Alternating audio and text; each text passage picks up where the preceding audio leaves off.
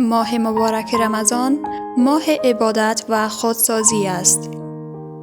ماهی است که در آن آینه دل صیقل می یابد، روح سبکبال می گردد و روزدار به حق نزدیک می شود. میزبان کریم این ماه که لحظه لحظه های حیات از تجلی او سرچشمه می گیرد، بندگان را به کرامت دیگر عزیز می دارد و همگان را دعوت می کند تا از این سفره پرفیض توشه بردارند و در کانون محبت و عشق او جای گیرند.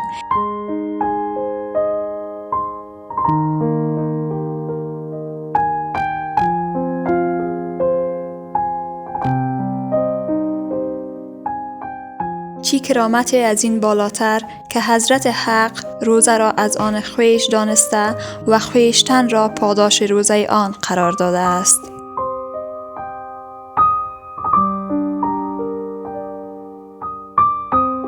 آن دم که انسان به دعا می ایستد و دست نیاز به سوی خداوند بی نیاز برمی دارد و یا با او عاشقانه سخن می گوید و زبان به نیایش می گشاید.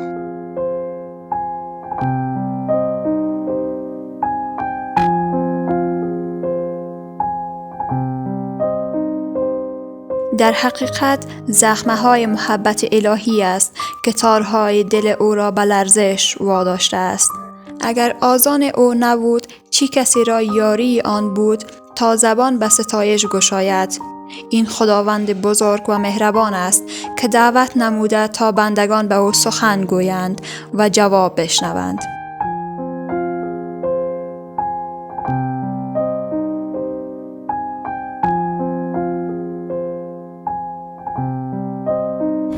سیتیوال میدیا را دنبال نمایید.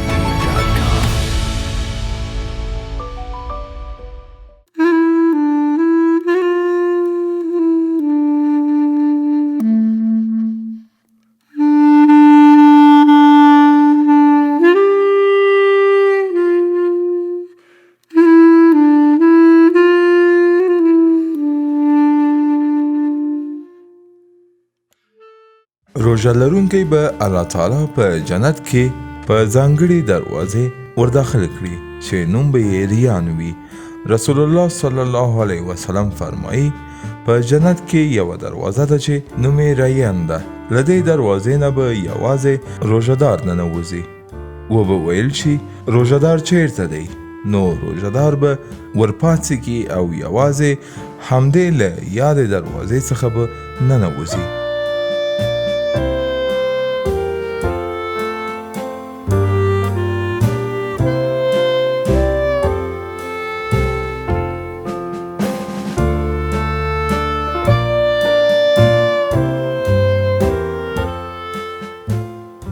روژه د روژه لرونکي ټول تیر شوي ګناهونه بخي. رسول الله صلی الله علیه وسلم فرمایي 5 لمونځونه جمعه تر بلې جمعې او روژه تر بلې روژې دا ټول د صغیره ګناهونو ختمونکي دي کله چې له لویو ګناهونو څخه ځان وساتل شي. روژه د ګناهونو په مقابل کې سپر ده.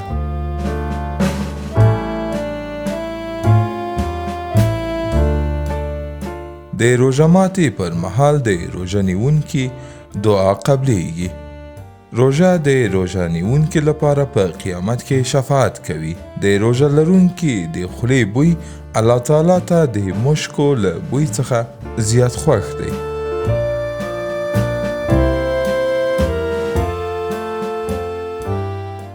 روژهدار ته د روژې اجر الله تعالی په خپله ورکوي. رسول الله صلی الله علیه وسلم فرمایي چې الله تعالی فرمایي دا روژه زما لپاره ده او د دې بدله به زه ورکوم. زما بنده زما د خوښۍ په موخه خوراک څښاک او کوروالی پرېږدي.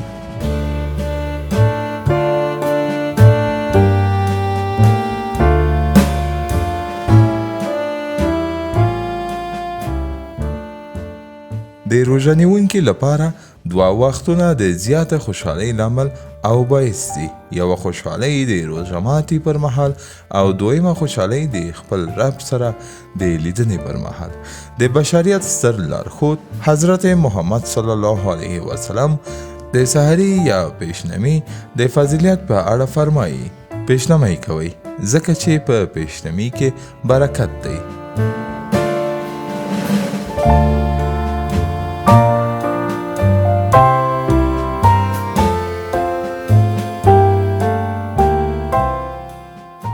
د روژې ارکان او شرطونه: د روژه ماتونکو توکو څخه ډډه کول لکه خوراک، څښاک او جما.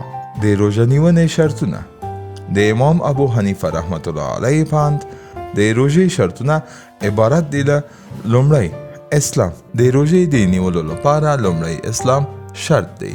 له همدې امله په کافر روژه فرض نه ده ځکه چې کافر د شریعت په فرعي احکامو مکلف نه دی.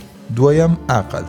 له همدې امله په لیوني او هم په هغه بېهوشه او ویده انسان باندې چې د روژې د میاشتې د پیل څخه تر پایه پورې په هوش نشي او د روژې د میاشتې د تېرېدو وروسته په هوش راشي نو قضا پرې نشته.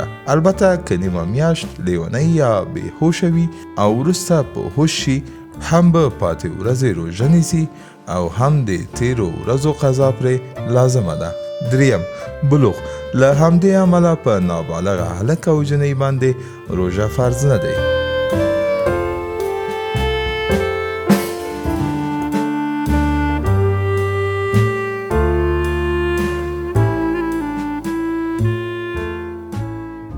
څلورم روغتیا.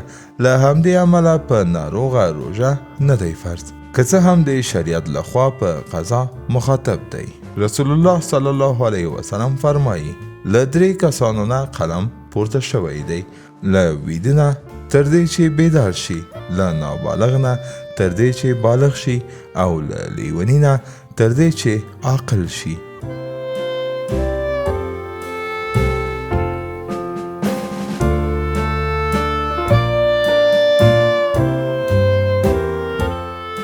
پنځم مقیموالی یا مسافري. له همدې عمله په مسافر باندې روژه فرض نه دی خو وروسته به یې قضایي راوړي.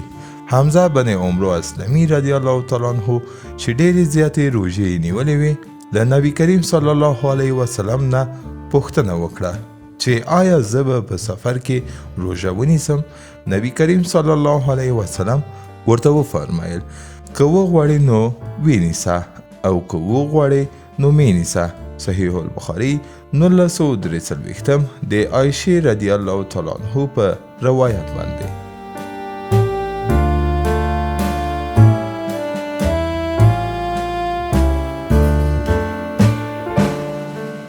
شپږم د حیض او نفاس څخه د ښځو پاکوالی. نو د حیض او نفاس لرونکي ښځو لپاره د روژې ادا نه ده صحیح خو وروسته به یې قضا راوړي. اووم نیت.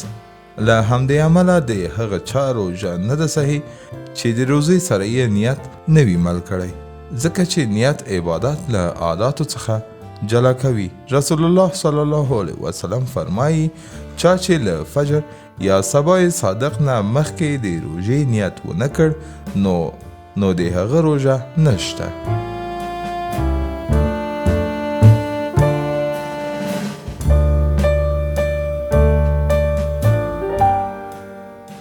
د روژې ماتونکي. د روژې ماتونکي په دوه ډوله دي. یو د روژې هغه ماتونکي دي چې قضا او کفاره دواړه واجبوي او دوهم د روژې هغه ماتونکي دي چې یوازې قضا واجبوي. موږ به په لومړي کې د روژې هغه ماتونکي بیان کړو چې قضا او کفاره دواړه واجبوي. الف د روژې په میاشت کې د روژې پر مهال قصدن خپلې ښځې سره جمع، زنا او یا لواطت کول برابر ده که انزال شوی وي او که نه، نو دا دوه ډوله کړنې هم روژه ماتوي، هم قضا پرې لازمه او هم کفاره، خو په دې جزا کې فاعل او مفعول دواړه برابر دي.